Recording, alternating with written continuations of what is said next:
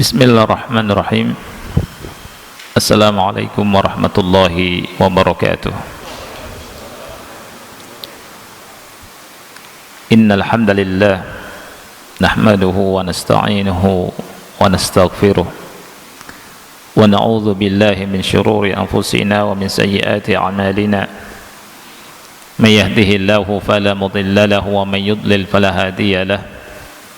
Ashhadu an la ilaha illallah wahdahu la syarika lah wa ashhadu anna Muhammadan abduhu wa rasuluh. Ya ayyuhalladzina amanu taqullaha haqqa tuqatih wa la tamutunna illa wa antum muslimun.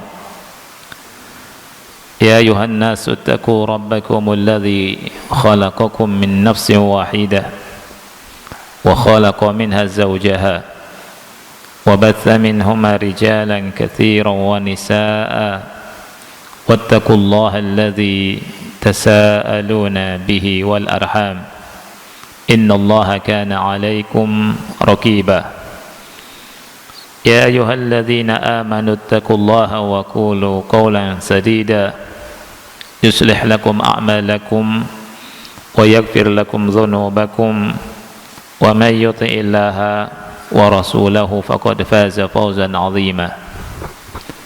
أما بعد فإن أصدق الحديث كتاب الله وخير الهدي هدي محمد صلى الله عليه وعلى آله وسلم وشر الأمور محدثاتها فإن كل محدثة بدعة وكل بدعة ضلالة وكل ضلالة في النار. Ikhwah yang Allah muliakan, pada kesempatan yang mulia ini, di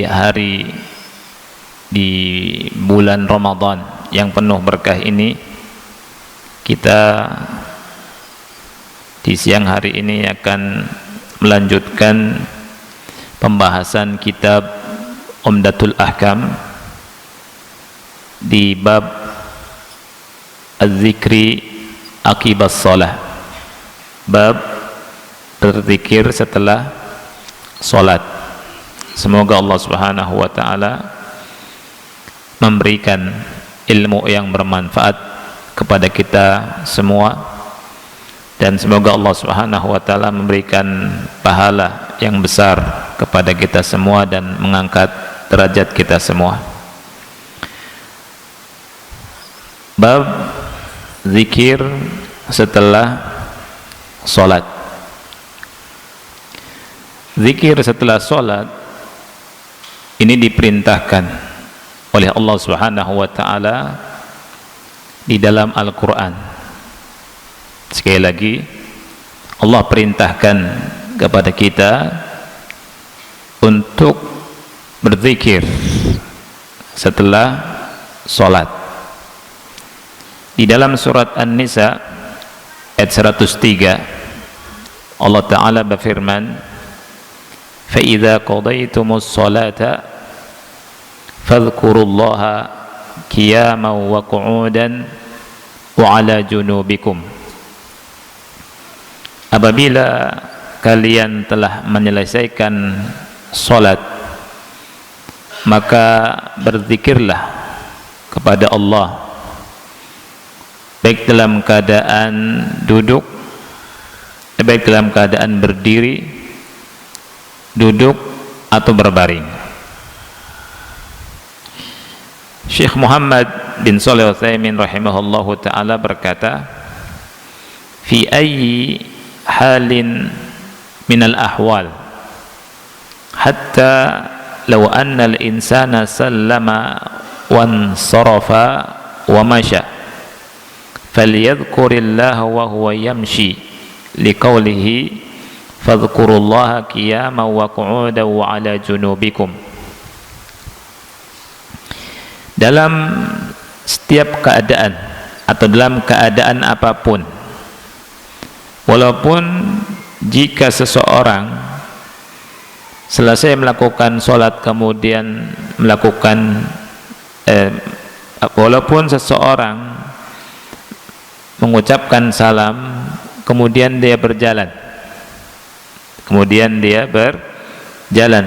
Hendaknya dia berzikir kepada Allah ketika berjalan dengan dasar firman Allah Ta'ala, fa idza qadaytumus salata fadhkurullaha qiyaman wa qu'udan wa 'ala junubikum.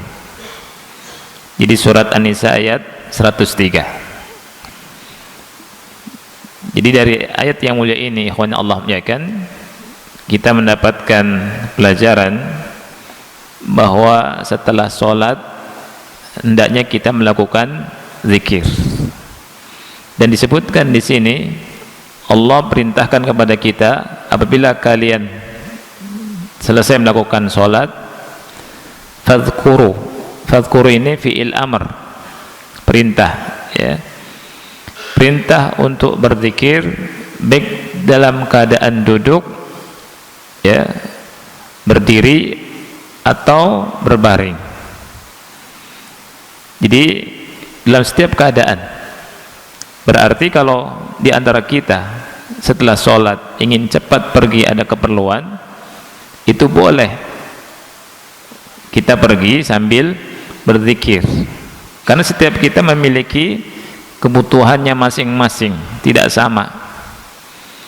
Ada yang memiliki hajat, mungkin dia ada rapat, dia ada jualan yang harus segera membuka tokonya, yang ditunggu dan harus, atau dia kerja yang santai, tidak ada kebutuhan, dia bisa duduk lama, ya. Dan inilah indahnya agama Islam, dan Allah Ta'ala Maha tahu keperluan dan kebutuhan hamba-hambanya. Allah Subhanahu wa Ta'ala memerintahkan zikir di sini dalam keadaan duduk atau berdiri atau berbaring. Dan maksudnya adalah, kata Syekh Utsaimin, fi ayyi halin minal ahwal. Fi ayyi halin minal ahwal, dalam keadaan apapun.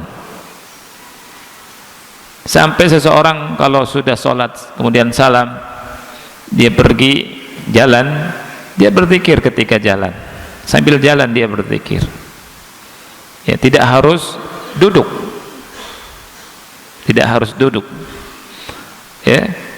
Makanya tidak benar ada, tapi memang kita kalau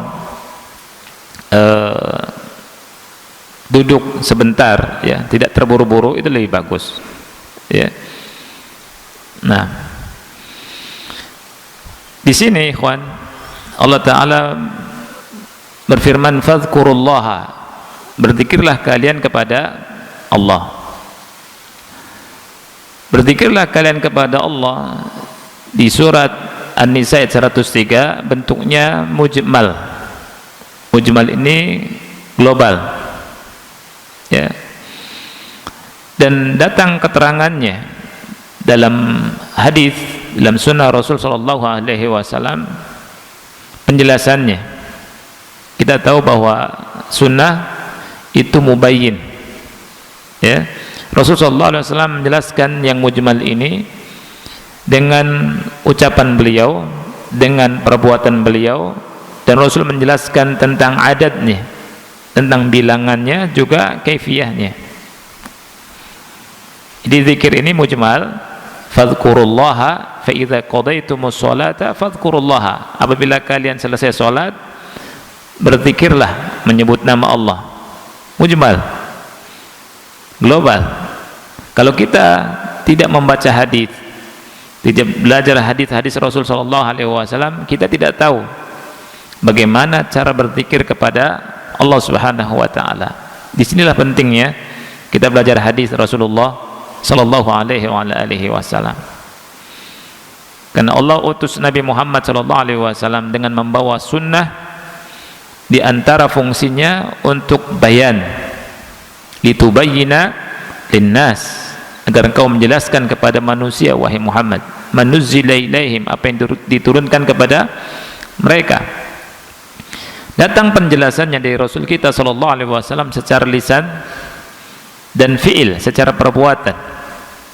Juga datang penjelasannya dari Rasul kita sallallahu alaihi wasallam tentang adatnya, jumlah bilangannya, berapa zikir subhanallah berapa, alhamdulillah berapa, Allahu akbar berapa kali.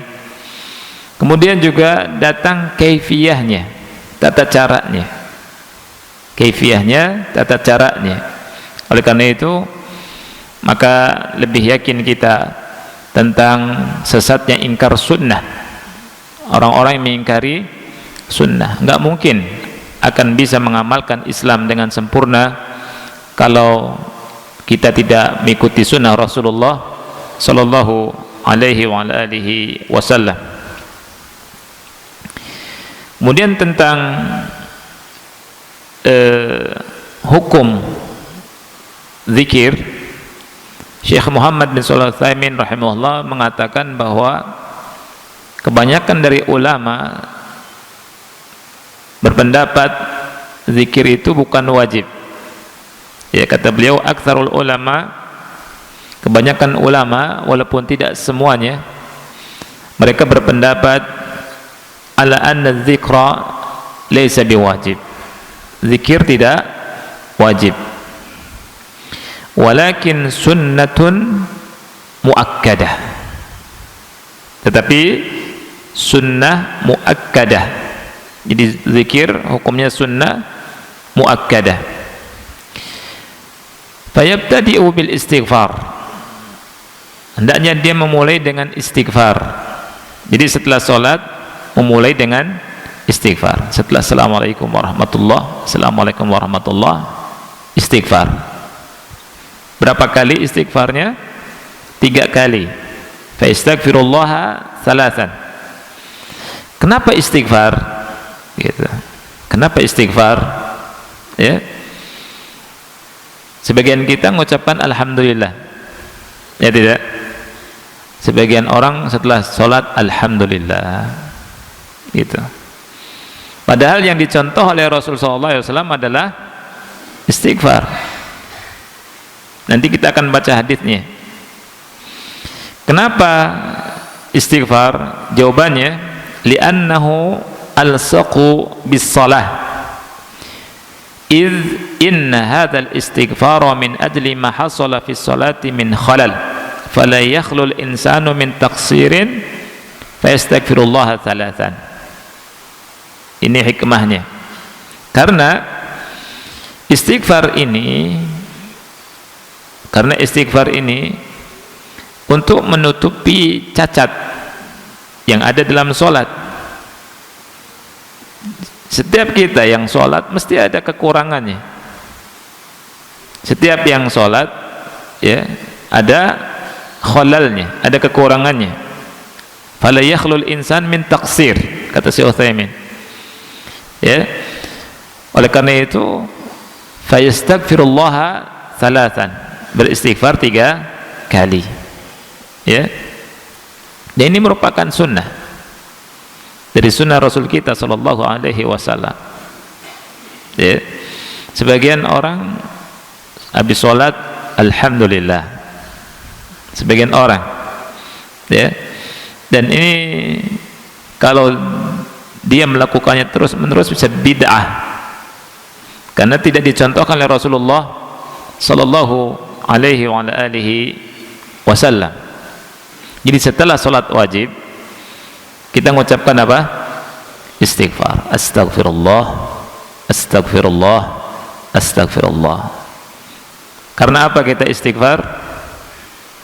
Karena ada cacat, kekurangan di salat kita. Kadang pikiran kita kesana kemari, kadang pikiran kita ingat nasi, ingat sambal, kadang pas sholat ingat macam-macam, ya, ingat barang yang hilang. Dan ajib ikhwan, sebagian orang, ya mungkin kita merasakan juga, ketika nyari barang susah ketemu. Ketika di sholat diurut, oh di sini selesai sholat betul ketemu. Ya, ini khalal. Karena apa? Tidak serius atau kurang serius ketika sholat kepada Allah Subhanahu wa taala. Oleh karena itu, karena hal yang demikian, setelah sholat disunnahkan istighfar. Astaghfirullah, astaghfirullah, astaghfirullah. Kita mengakui kekurangan kita kepada Allah. Kita minta ampun pada Allah Subhanahu wa taala. Jadi setelah sholat sunnah, setelah sholat wajib disunnahkan istighfar 3 kali. Kalau setelah sholat sunnah, apakah disunnahkan? Apakah disunnahkan setelah sholat sunnah kita beristighfar? Ya, maksudnya dilakukan terus menerus. Setelah sholat sunnah, astagfirullah, astagfirullah, astagfirullah. Setelah sholat witir, astagfirullah. Jawabannya tidak. Ya, kita lihat perkataan Syekh Utsaimin, ammal istighfar akiba an-nafilati fa ahyanan la ba'sa idza sya'ara annahu muqassirun fima addahu minan nafilah, amma an yuttakhadha ala annahu sunnatun ratibatun kal faridati fala.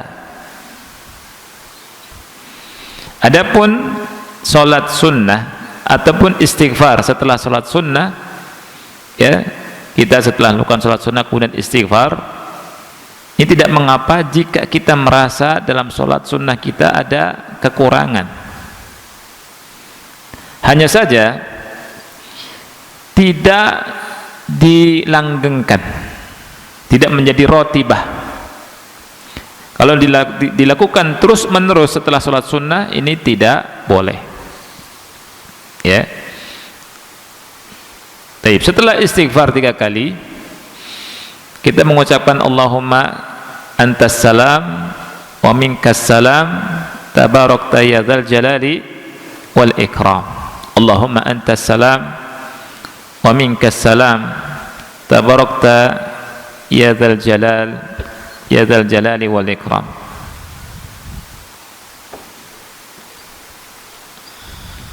Nah, kita baca hadisnya. Hadis ke-134 ya. Betul. 134. An Abdullah bin Abbas radhiyallahu anhuma, dari Abdullah bin Abbas, semoga Allah meridai keduanya, anna raf'a as-sauti bidzikri hina yansarifu an-nasu min al-maktubati kana ala ahdi an-nabi sallallahu alaihi wasallam. Wa qala Ibnu Abbas kuntu a'lamu idza ansarafu bidzalika idza sami'tuhu. Wa fi lafdhin ma kunna na'rifu inqida'a salati Rasulillah sallallahu alaihi wasallam illa bitakbir. Dari Abdullah bin Abbas, semoga Allah meridai keduanya, bahwa zikir dengan mengeraskan bacaannya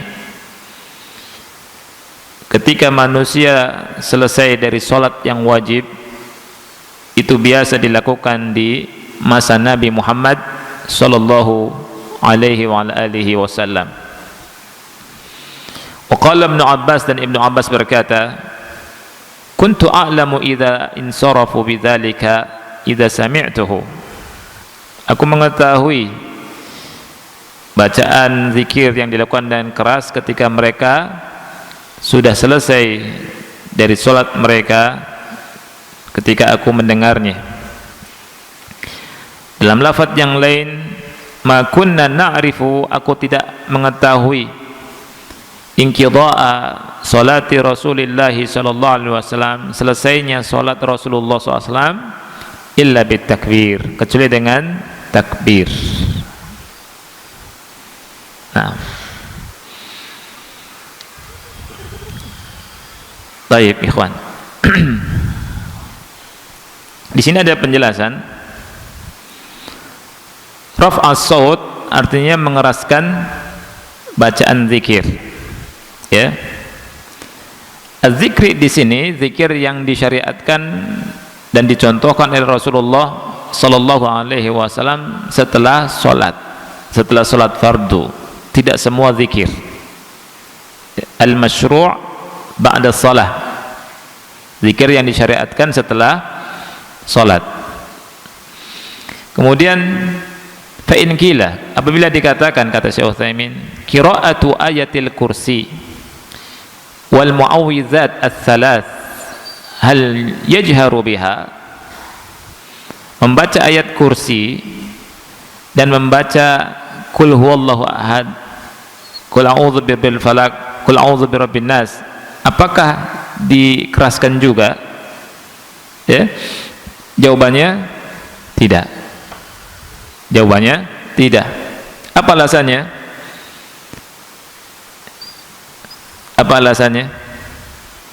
Ayat kursi, kemudian surat Al-Ikhlas, Al-Falaq, An-Nas setelah sholat tidak dibaca dengan jahar. Syekh Utsaimin bilang la yajharu biha bal yaqra'uha sirran, dibaca dengan sir, tidak dibaca jahar. Apa alasannya? Bukankah ayat kursi juga qul huwallahu ahad, qul a'udzu birabbil falaq, qul a'udzu birabbin nas, bukankah masuk zikir juga? Beliau menjawab, la hiya qiraah. Ya, surat Al-Ikhlas, Al-Falaq, An-Nas dan ayat kursi ini, kata Syekh Utsaimin, ini qiraah, kita membaca, jadi tidak dijaharkan. Wallahu a'lam bishawab.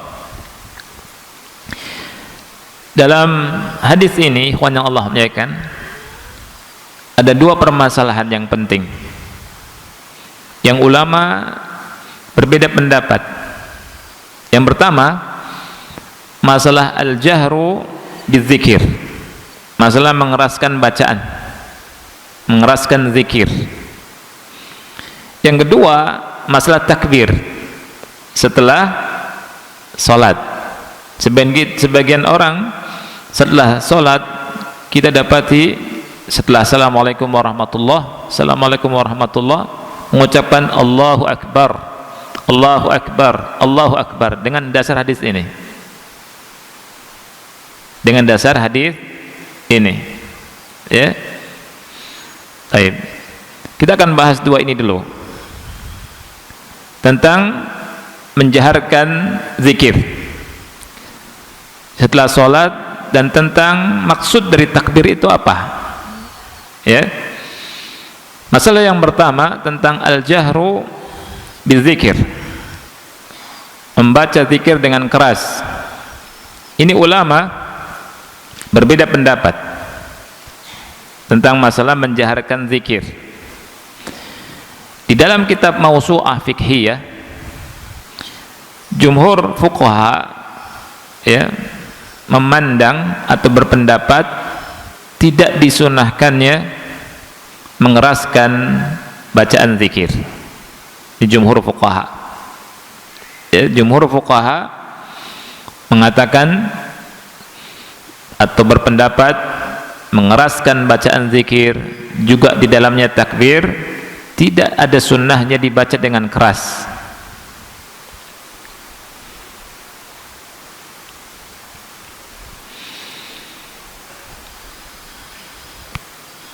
Nah, Asy-Syafi'i rahimahullah di kitab Mausu'ah Fiqhiyah itu membawa hadis-hadis yang semisal ini, bahwa Nabi SAW melakukan dengan keras supaya sahabat tahu tentang sifat zikir Nabi Muhammad sallallahu alaihi wasallam. La annahu kana daiman, bukan selalu, gitu, bukan dilakukan selalu. Ini pendapat yang pertama. Pendapat yang kedua tentang hukum mengeraskan zikir setelah sholat, ini pendapatnya At-Tabari, Ibnu Hajam dan Syekhul Islam Ibnu Taimiyah rahimahullahu ta'ala dan yang lainnya, mengeraskan zikir setelah sholat itu hukumnya sunnah. Mengeraskan zikir termasuk di dalamnya takbir ba'da sholat, setelah sholat, ini hukumnya sunnah. Dan anda lihat Syekh Muhammad bin Shalih Al-Utsaimin rahimahullah condong kepada pendapat yang kedua ini dalam penjelasan beliau, ya. Jadi ada dua pendapat. Pendapat yang pertama, mengeraskan bacaan zikir dan takbir ini tidak sunnah. Ini tidak sunnah. Artinya setelah sholat baca tidak keras, ya. Dan ini jumhur fuqaha. Sebagian ulama disebutkan di sini, Al-Imam At-Tabari, juga Ibnu Hazm, dan ini pendapatnya Syekhul Islam Taimiyah rahimahullah dan yang lainnya, bahwa mengeraskan zikir setelah sholat hukumnya sunnah. Hukumnya sunnah. Dan ulama memandang bahwa perkara ini luas. Perkara ini luas, ya. Yang memandang keras ada dasarnya, ya, dengan hadis ini, dan yang tidak mengeraskan bacaan juga melihat hadis-hadis yang ada dibawa kepada bahwa itu merupakan hal yang dilakukan Rasul supaya sahabat tahu sifat zikirnya Nabi Muhammad sallallahu alaihi wa alihi wasallam, ya. Lihat ikhwan, mengeraskan bacaan. Nah, ikhwah salafiyin tahu ini, gitu, ya, tahu ini. Tetapi ada yang mengatakan di antara orang yang nggak jelas, ada juga, ya, bahwa zikir setelah sholat dilakukan dengan jamaah, ya, dengan hadis ini. Kata mereka, ikhwah salafiyin itu membid'ahkan zikir berjamaah, padahal dalilnya ada. Hadis Ibnu Abbas di Bukhari ini sebuah kekeliruan. Kenapa keliru? Zikir dengan keras masalah tersendiri, zikir berjamaah masalah tersendiri. Sebagian orang mengambil dalil ini sebagai dalil untuk mengatakan bahwa bahwa zikir berjamaah itu disyariatkan, padahal tidak ada keterangan tentang disyariatkannya zikir berjamaah. Adapun mengeraskan bacaan zikir ada. Kita harus bedakan antara mengeraskan bacaan zikir dengan zikir berjamaah. Mengeraskan bacaan zikir jelas di sini, ya. Ibnu Abbas berkata, anna raf'as sauti bidzikri hina yansarifu an-nasu minal maktubah kana ala ahdi Nabi sallallahu alaihi wasallam. Ini kata Ibnu Abbas. Sekali lagi, ini dalil tentang mengeraskan bacaan zikir, bukan zikir jamaah, ya. Sebuah kekeliruan menyamakan atau mengambil dalil ini sebagai disyariatkannya zikir berjamaah setelah sholat. Kalau antum mengeraskan bacaan setelah sholat, ada sunnahnya. Tapi kalau melakukan berjamaah dipimpin, ya, oleh imam, kemudian bersama-sama berjamaah, butuh dalil yang lain. Ada tidak dalilnya? Kalau ada dalilnya dari Al-Quran atau sunnah Rasul kita SAW, kita pasti melakukannya kalau ada dalilnya.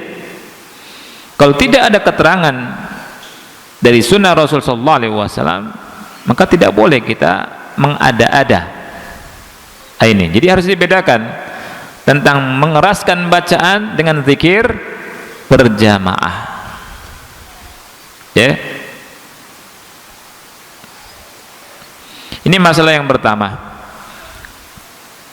Masalah yang kedua, apa yang dimaksud dengan takbir dalam hadis Ibnu Abbas di sini?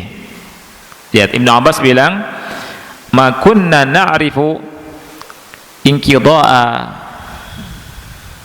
salati Rasulillah sallallahu alaihi wasallam illa bitakbir." Kita tidak mengetahui selesainya salat Rasul sallallahu alaihi wasallam kecuali dengan takbir. Ini pun ulama berbeda pendapat, ya. Ada perbedaan pendapat di antara ulama. Pendapat yang pertama,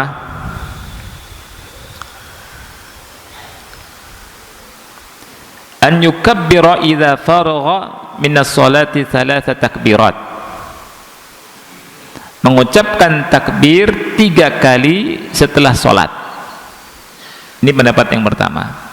Jadi setelah assalamualaikum warahmatullah, assalamualaikum warahmatullah, mengucapkan Allahu akbar, Allahu akbar, Allahu akbar, ya.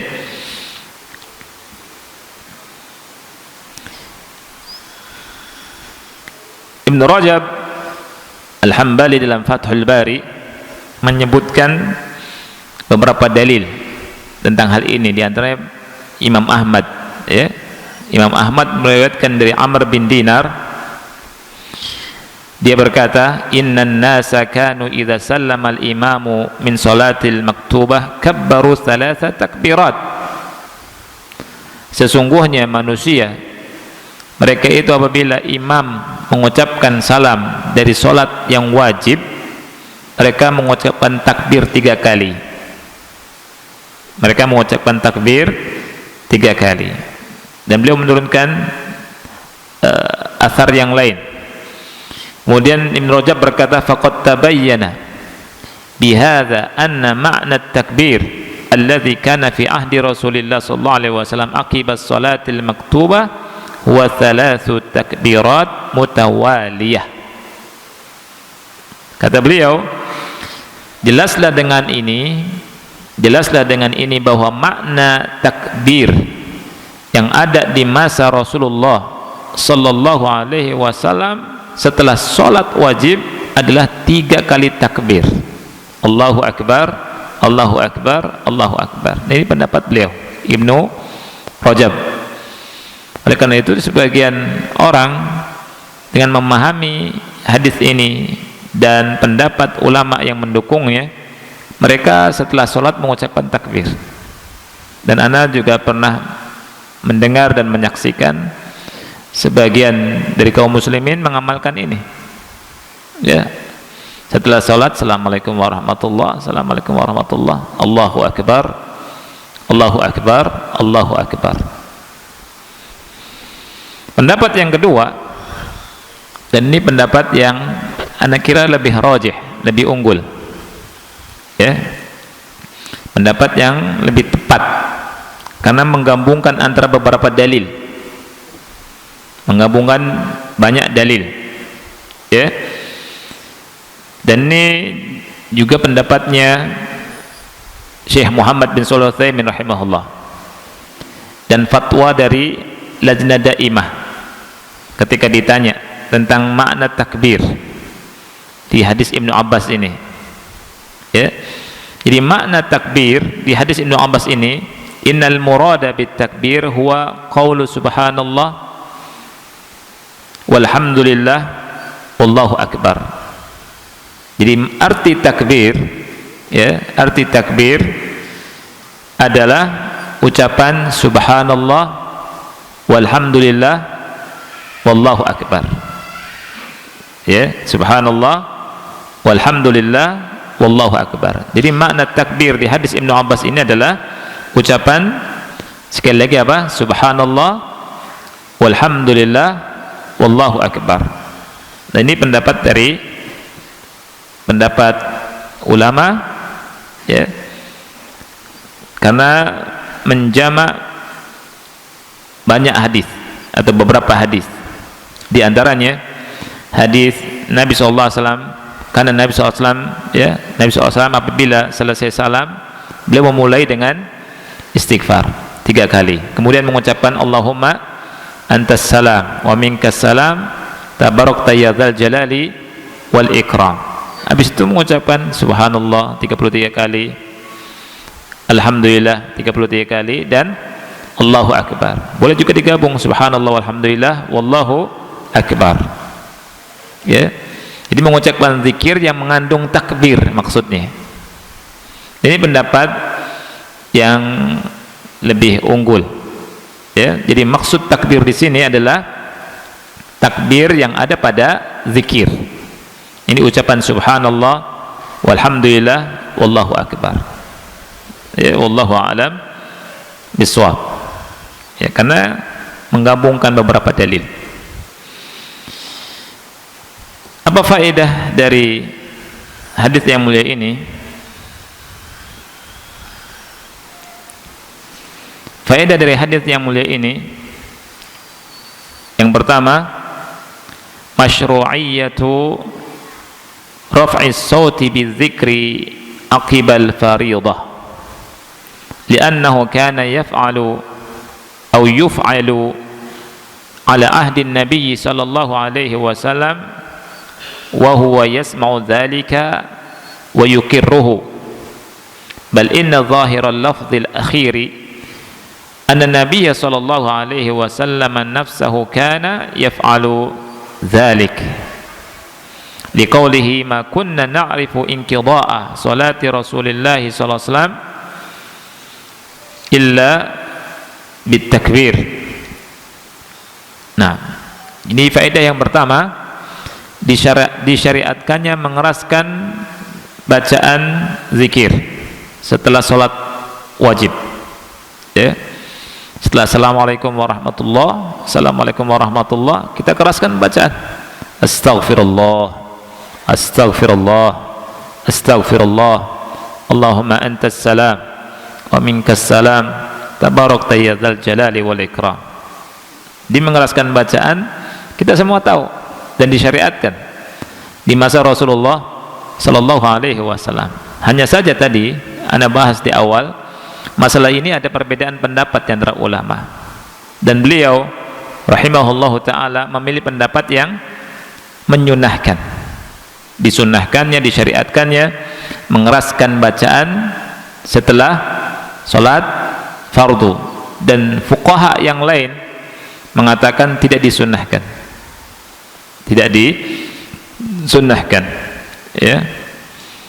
Dan di sini beliau sebutkan ikhtilaf ulama tentang hal itu, dan lumayan panjang, ya. Anda tidak membaca ikhtilaf ulamanya, ya. Faedah yang kedua,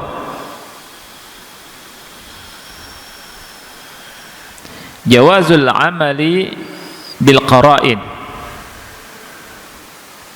liqaulihi kuntu a'lamu idzan sarafu bidzalika idza sami'tuhu li'annahu lam yasma'i at-taslim lakinnahu sami'a adh-dhikra alladhi yakunu ba'da at-taslim wa ma kana ba'da asy-syai' fa inna wujudahu yalzamu min wujud asy-syai' li'annahu qablahu. Faedah yang kedua, bolehnya beramal dengan indikasi, ya, dengan dalil qarinah, dengan dalil qarinah, qara'in. Jadi boleh beramal dengan adanya qarinah. Jadi qarinah itu indikasi, ya. Dengan dasar perkataan Abdullah bin Abbas radhiyallahu anhuma, aku tahu, ya, selesainya Rasul sallallahu alaihi wasallam, selesainya manusia dengan mendengar bacaan zikir yang dikeraskan, dengan mendengar bacaan zikir yang dikeraskan. Jadi Ibnu Abbas radhiyallahu anhuma berdalil dengan qarinah, karena Ibnu Abbas berada di belakang. Ibnu Abbas sahabat kecil, sholatnya di belakang dan rame, banyak jamaah, menunjukkan bahwa zikirnya lebih keras dari salam Rasul sallallahu alaihi wasallam. Ya, sebagian ulama mengatakan demikian. Karena salam bisa assalamualaikum warahmatullah, assalamualaikum warahmatullah, kemudian selesai, yang lain mengikuti setelahnya, kemudian zikir. Ibnu Abbas di belakang baru tahu kalau sudah salam dengan adanya zikir yang dikeraskan, dengan adanya zikir yang dikeraskan. Ya, di masa itu tidak ada mic, ya, tidak ada mic. Faedah yang ketiga,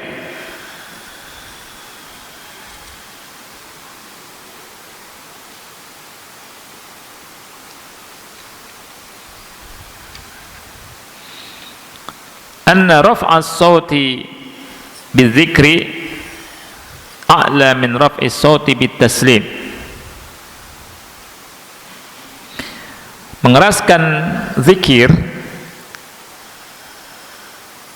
lebih kencang daripada mengeraskan salam, mengeraskan bacaan salam.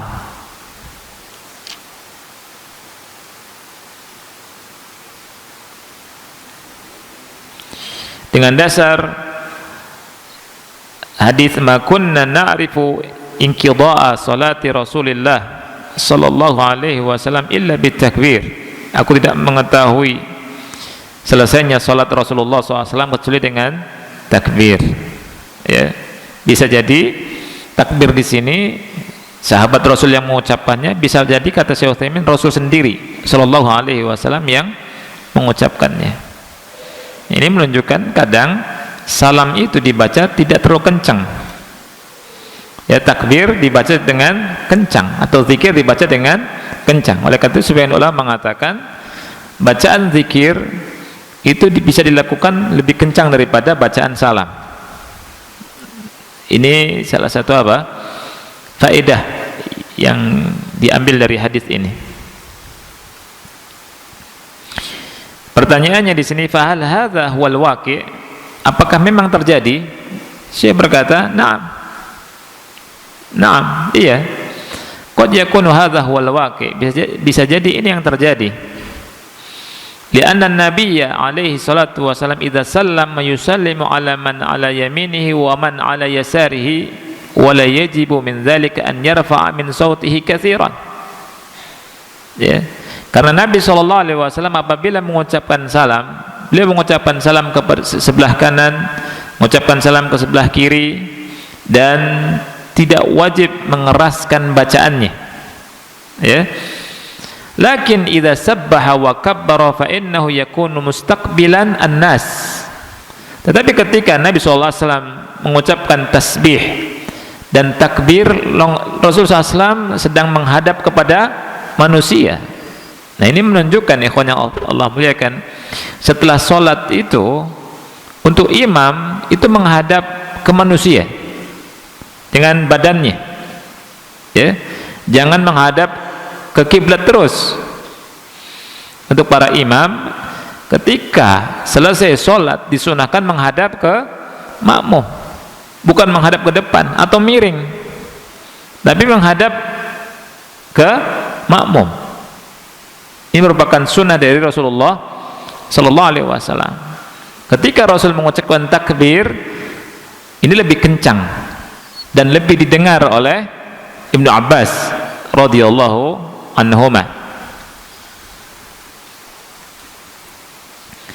Wasautu yusma'u mimman istaqbala an-nas akthar mimman idza kana an-nasu khalfa dhahrihi.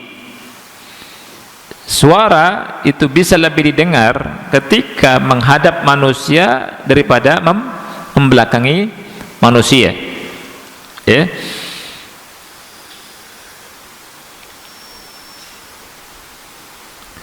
Au yuqal, atau dikatakan, ya, inna takbir yakunu min jami'in nas min awwali sufuf ila akhiriha, lakin at-taslim yakunu minal imam. Atau ya, dikatakan bahwa takbir itu dilakukan bacaannya oleh manusia di shaf, dari shaf pertama sampai belakang, sehingga terdengar oleh Ibnu Abbas. Adapun salam cuma dilakukan oleh imam sendiri.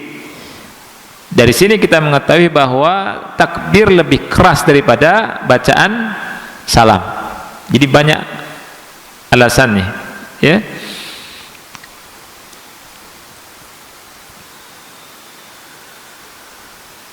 Baik, jadi maksud dari Nabi perkataan Ibnu Abbas radhiyallahu anhu, "Ma kunna na'rifu inqidha'a salati Rasulillah sallallahu alaihi wasallam illa bitakbir," adalah apa? Adalah takbir yang dilakukan oleh Rasul atau oleh manusia. Ya, wallahu a'lam bishawab. Ya. Dan di kesempatan ini kita bahas cuma hadis ini saja, ikhwan, ya. Jadi kita bahas bab zikir setelah sholat. Ingat, zikir setelah sholat itu adalah merupakan perintah dari Allah Subhanahu wa ta'ala. Di surat An-Nisa ayat 103, Allah Ta'ala berfirman, فَإِذَا قَضَيْتُمُ الصَّلَاةَ فَاذْكُرُوا اللَّهَ qu'udan qiyaman wa qu'udan wa 'ala junubikum. Apabila salat sudah kalian tunaikan, berzikirlah kepada Allah Subhanahu wa taala dalam keadaan berdiri, duduk atau berbaring. Fadhkurullaha qiyaman wa qu'udan wa 'ala junubikum. Maksud qiyaman wa qu'udan wa 'ala junubikum apa maksudnya tadi kata Syekh Utsaimin? Dalam setiap keadaan. Dalam setiap keadaan. Walaupun seseorang selesai salam, dia langsung pergi, dia jalan, dia baca zikir, dia baca zikir, ya. Fadhkurullaha qiyaman wa qu'udan wa 'ala junubikum. Kemudian zikir di sini fadhkurullaha bentuknya global, mujmal, butuh tafsil, butuh penjelasan. Penjelasannya dari Rasulullah sallallahu alaihi wasallam. Rasul menjelaskan dengan ucapan, Rasul menjelaskan dengan perbuatan, Rasul menjelaskan tentang jumlahnya, Rasul juga menjelaskan sallallahu alaihi wasallam tentang kaifiyahnya. Ya, dan hadis Abdullah bin Abbas di sini ada dua masalah yang diikhtilafkan oleh para ulama. Yang pertama tentang mengeraskan bacaan zikir setelah sholat, ya. Yang kedua tentang apa yang dimaksud dengan takbir. Apa yang dimaksud dengan takbir? Apakah betul-betul takbir setelah sholat Allahu Akbar, Allahu Akbar, Allahu Akbar 3 kali? Apakah maksudnya adalah zikir yang mengandung takbir? Yang lebih tepat, zikir yang mengandung takbir, dengan menggabungkan beberapa dalil. Karena Nabi SAW ketika selesai sholat itu mengucapkan Astagfirullah, Astagfirullah, Astagfirullah, Allahumma antas salam wa minkas salam tabarak ya dzal jalali wal ikram. Wallahu alam bisawab. Ini yang bisa kita bahas, ikhwan Allah, ya kan. Anda cukupkan pembahasan satu hadis, tapi insyaallah mudah-mudahan manfaat, ya. Dan kalau ada pertanyaan silakan.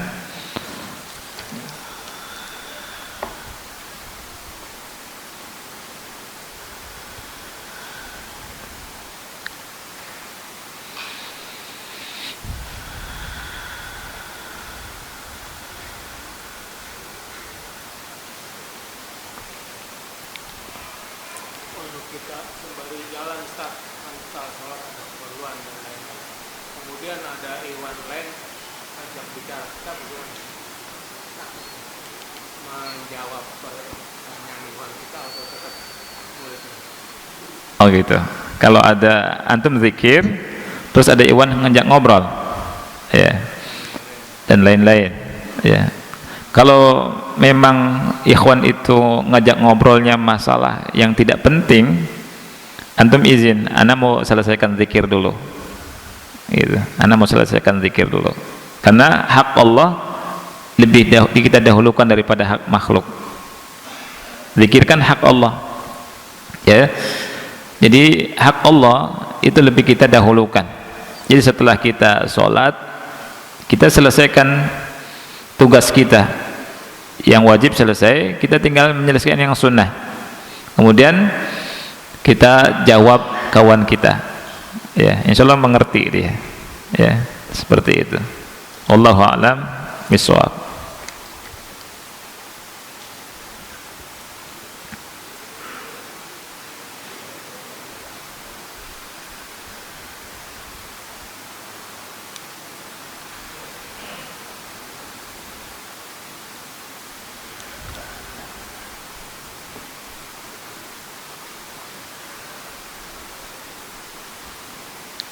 Nah, pada hadis yang lalu Aisyah meriwayatkan bahwa Nabi sholat pada malam hari sebanyak 13 rakaat. Sementara ada hadis lain di mana Aisyah mengatakan bahwa Nabi tidak pernah sholat malam lebih dari 11 rakaat. Bagaimana penjelasannya? Jazakumullah khairan. Sebagian ulama menjelaskan bahwa yang 13 rakaat itu, ya, di antara tata cara yang dilakukan sama Rasul, ya, 13 rakaat itu didahului dengan 2 rakaat yang ringan.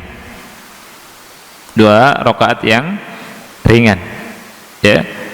Untuk dengan alasan tadi, kalau kita tidur itu syaitan mengikat dengan berapa? 3 ikatan. Ya, dengan 3 ikatan. Kalau kita bangun kemudian berzikir, lepas 1 ikatan. Kalau kita berwudu, lepas 1 ikatan. Kalau kita sholat, lepas 1 ikatan.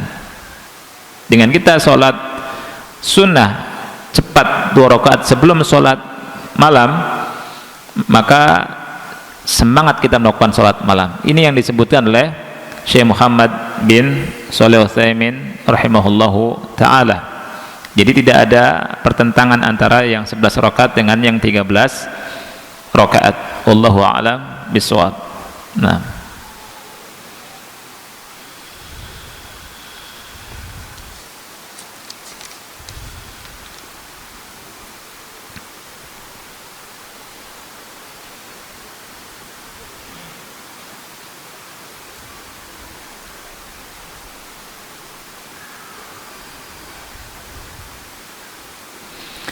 Assalamualaikum Ustadz, izin bertanya, bagaimana sikap makmum ketika sholat berjamaah ketika imam melakukan salam? Apakah makmum mengikuti salam pertama imam atau menunggu imam selesai salam kedua baru makmum mulai salam? Ini ada perbedaan pendapat antara ulama. Ada yang mengatakan menunggu sampai salam kedua, ada yang mengatakan boleh ketika imam mengucapkan assalamualaikum yang pertama ke kanan, kita mengucapkan salam. Dan pendapat yang kedua ini lebih tepat. Dan ini pendapat guru kami Ustadz Abdul Hakim Abdad hafizahullahu ta'ala. Ada yang lain? Ya,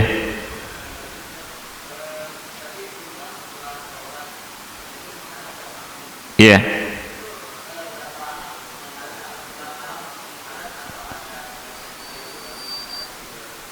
Iya. Jadi setelah tabarok tadi, setelah Allahumma antas salam wa minkas salam, tabarok ya dzal jalali wal ikram, hadap ke makmum. Iya. Enggak langsung menghadap ke makmum. Iya. Itu zikir. Ada yang lain?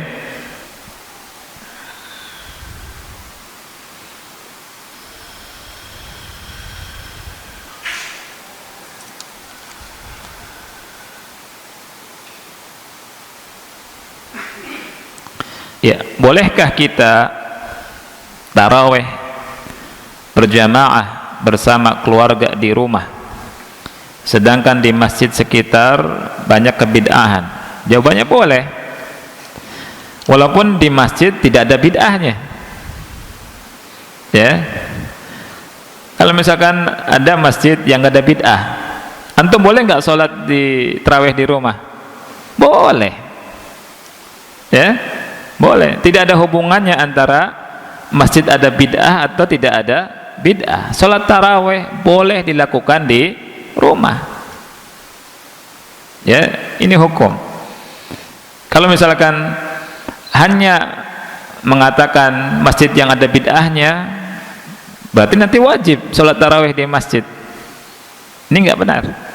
Jadi sholat tarawih boleh dilakukan di masjid, boleh dilakukan di rumah, boleh dilakukan berjamaah, boleh dilakukan sendiri-sendiri.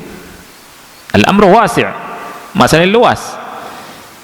Kita mengikuti syariat, tidak boleh kita berlebihan, ya.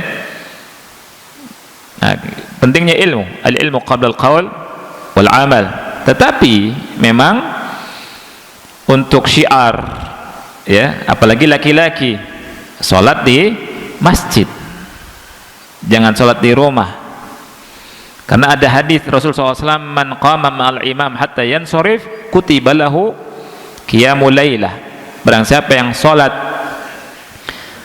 malam bersama imam sampai selesai salam, dicatat baginya sholat, pahala sholat semalam suntuk. Jadi kita usahakan di masjid karena mengejar pahala yang besar ini, karena ada imam, ya. Itu. Tapi kalau bolehnya, boleh. Kan pertanyaannya boleh tidak, ya. Boleh tidak kita tarawih berjamaah bersama keluarga di rumah? Jawabannya boleh, ya. Nggak boleh kita jawaban nggak boleh, justru nggak boleh, ya. Mubah. Kalimat boleh, lihat, penting partanya itu boleh, wajib, harus. Ini harus diperhatikan. Kita dalam masalah agama, ikhwan Allah muliakan, harus cermat melihat masalah ini. Boleh, disunnahkan, wajib, harus, ini penting karena kembali ke masalah hukum. Ya, di sini bolehkah kita tarawih berjamaah bersama keluarga di rumah? Boleh, ya. Kita bersama istri, bersama anak, kita sholat tarawih di rumah. Tapi ketika keadaan, tapi jangan terus-terus, memang, ya, jangan terus-terus, gitu. Terus di rumah terus, jangan, ya. Sesekali, ya, sesekali. Niat bolehnya jangan disalahpahami juga. Wah, boleh nih di rumah terus, akhirnya salah juga memahami, ya. Boleh dalam artian tidak terus menerus. Kalau terus menerus di rumah, harus di rumah, bid'ah juga, ya. Boleh di rumah, ya, kemudian di masjid. Tadi dasarnya jelas sekali, man qama ma'al imam hatta yansorif kutiba lahu qiyamul lailah. Kemudian ketika di masjid ada bid'ah, kita lihat, ya, bid'ahnya buat mereka, ya. Susah akhi mencari masjid yang murni bersih, susah di sebagian tempat, ya, kecuali kalau antum dapat komplek yang orang-orangnya semangat menegakkan sunnah, alhamdulillah, sudah nikmat itu. Tapi ada sebagian ikhwah, depan bid'ah, belakang bid'ah, samping kanan bid'ah, sebelah kiri bid'ah. Apakah di rumah terus? Enggak, pergi ke masjid, sholat bersama kaum muslimin, ya, walaupun ada bid'ahnya. Ulama salaf berkata, sholli wa alaihi bid'atuhu, sholatlah bid'ahnya untuk dia. Antum sholat saja, nggak usah peduli tentang bid'ahnya, sholat bersama kaum muslimin, ya. Sesekali di rumah. Bid'ahnya, ya, kita nggak bisa ngerubah, sudah mengakar mereka. Kalau antum protes juga, antum diusir dari kampung, ya. Sudah sholat, sholli wa alaihi bid'atuhu, sholat bid'ahnya buat dia, gitu. Sholat saja. Kemudian mudah-mudahan dengan antum sholat di masjid itu, Orang kenal sunnah, oh ini beda nih, kan itu. Ya, dengan antum bergaul dengan kaum muslimin sesuai dengan sunnah. Jangan bikin kelompok sendiri. Ini ada sebagian ikhwah bikin kelompok sendiri, sholat di ruko. Ini ajaran baru, nggak ada tuh. Ngakunya salafiyin, sunnah, ini enggak nyunnah. Dan sholat isyanya di ruko lagi. La haula wa la quwata illa billah. Siapa yang ngajari? Ada, ya, karena enggak mau bid'ah, kemudian ada ngangkat orang, ya, ikhwah, salah satu ikhwah yang hafal Quran, suaranya bagus, bodoh juga dia, ya. Jadi hafal Quran, suaranya bagus, kemudian bikin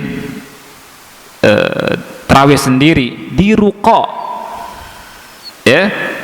Kemudian sholat isya'nya di situ, isya plus tarawih. Ini bahaya, akhi. Ya, takutnya nyimpang, takutnya ini haroki, ikut manhaj haroki. Nggak ada begitu sunnah. Ikut sama kaum muslimin, berjamaah dengan kaum muslimin. Justru ketika ada orang nggak mau sholat di masjid-masjid kaum muslimin dengan alasan bid'ah, dan kemudian sampai berkembang menjadi masjid diror, justru ini ahlul bid'ah. Ini perkataan Imam Ahmad. Orang yang nggak mau sholat di masjid-masjid kaum muslimin dengan alasan ada bid'ah, ini bisa jadi ahlul bid'ah nih orang. Ini anda harus jelaskan, karena muncul sebagian orang, sebagian ikhwah, ya, kumpul, kemudian ingin kelompok sendiri, nggak bergabung sama kaum muslimin, ya, kemudian nyewa ruko, sholat sendiri, sholat isya dan taraweh. Dari mana? Siapa yang ngajari? Siapa yang ngajarkan antum begitu? Nggak ada. Bubar ke masjid. Kalau ada yang begitu, suruh bubar, akhi. Bubar, sholat bersama kaum muslimin di masjid, sholat isya. Sholli wa alaihi bid'atuhu, sholat bid'ahnya bersama mereka. Apa niatnya? Bersama, menyendiri. Ya, ini nggak bagus. Dan ada yang semacam ini. Ada taubat dari begini. Kalau ada taubat, akhi. Ya, sholat bersama kaum muslimin. Jangan kita bikin kelompok sendiri dan seterusnya, jangan. Ya, nanti nyimpang, nanti akan menyimpang. Ya, tanya ke asatidzah, tanya ke ustadz-ustadz yang sudah berdakwah lama, ya. Kemudian apakah betul perbuatan seperti itu? Karena ada yang menghabarkan kepada kita seperti itu, bikin acara sendiri, tarawih sendiri di ruko, ya. Kalau sesekali antum mengadakan acara, ya, sesekali mengadakan acara, kemudian sholat di masjid isyaknya, kemudian tarawih kembali bersama kawan-kawan di acara tersebut, sesekali nggak masalah, tidak masalah. Tapi terus menerus menyendiri di ruko bukan masjid, ya, ini ngarang-ngarang, ya. Baik, anda kira cukup ikhwan, ya. Insyaallah kita bertemu lagi di kesempatan yang akan datang. Mudah-mudahan Allah Subhanahu wa taala menguatkan kita di atas manhaj Ahlus Sunnati wal Jamaah, di atas manhaj salaf, dan semoga Allah Subhanahu wa taala memberikan pahala kepada kita semua dan mengangkat derajat kita semua. Subhanakallahumma wa bihamdika asyhadu an la ilaha illa anta astaghfiruka wa atubu ilaik. Wassalamualaikum warahmatullahi wabarakatuh.